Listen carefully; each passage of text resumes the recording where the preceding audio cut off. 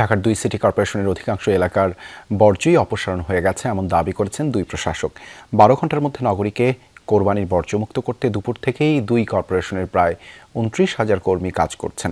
রাতে এক ব্রিফিংয়ে জানানো হয়, পরিচ্ছন্নতা কার্যক্রম চলবে শনিবার পর্যন্ত। ঈদের দিন ১২ ঘণ্টার মধ্যেই কোরবানির বর্জ্য অপসারণে প্রধানমন্ত্রীর নির্দেশনা অনুযায়ী দুপুর ২টা থেকে কাজ শুরু করেন ঢাকার ২ সিটি কর্পোরেশনের প্রায় ২৯,০০০ পরিচ্ছন্নতা কর্মী। এখান থেকে আমাদের ডামট্রাকে করে আমিনবাজার ল্যান্ডফিল্ডে স্থানান্তর করতেছি আমরা। ব্লিচিং পাউডার, ফিনাল, তারপর স্যাভলন পর্যাপ্ত পরিমাণ আছে, এগুলো আমরা আবার এগুলো বর্জ্য ক্লিয়ার করার পরে আমরা এগুলো আবার ছিটিয়ে দিব। তাই নির্ধারিত সময়ের আগেই অনেক এলাকা পরিষ্কার হয়ে যায়। এতে সন্তোষ প্রকাশ করেন নগরীর বাসিন্দারা। সিটি কর্পোরেশনের কাজের অগ্রগতি জানাতে রাতে ব্রিফ করেন দুই প্রশাসক। জানান, পরিচ্ছন্নতা কার্যক্রম চলবে টানা ৩ দিন।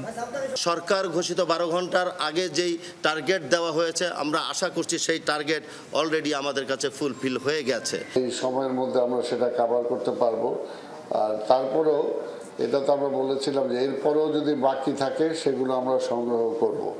তবে বিকেলের দিকে বাড়ি থানার একটি জায়গায় কিছু বর্জ্য পড়ে থাকতে দেখা যায়। স্থানীয়রা অভিযোগ তোলেন পরিচ্ছন্নতা কর্মীদের বিরুদ্ধে। অর্ধেক নিচে অর্ধেক তুলে না, পরে আমি কইলাম যে তাইলে ওইগুলো পরিষ্কার করে নিয়ে যাও। কয় আমরা কষ্ট করে নিয়ে যেতেছি, আমাদের কোনো বেনিফিট নাই, মাংস দেন না।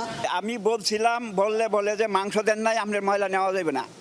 বিষয়টি প্রশাসকের নজরে আনা হলে দ্রুত ঘটনাস্থল পরিদর্শন করেন তিনি। তবে তার আসার খবরে তড়িঘড়ি করে পুরো এলাকার আবর্জনা সরিয়ে নেয় পরিচ্ছন্নতা কর্মীরা।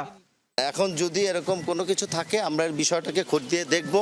আপনি জানার অভিযোগ করার সাথে সাথে কিন্তু আমি এবং আমার অফিসাররা আমরা ছুটে চলে আসছি। ঈদের দিন থেকে পরিচ্ছন্নতা কার্যক্রম চলবে শনিবার পর্যন্ত, জানিয়েছে ২ city corporation. Faisal Mahmud, Jamuna News, Dhaka.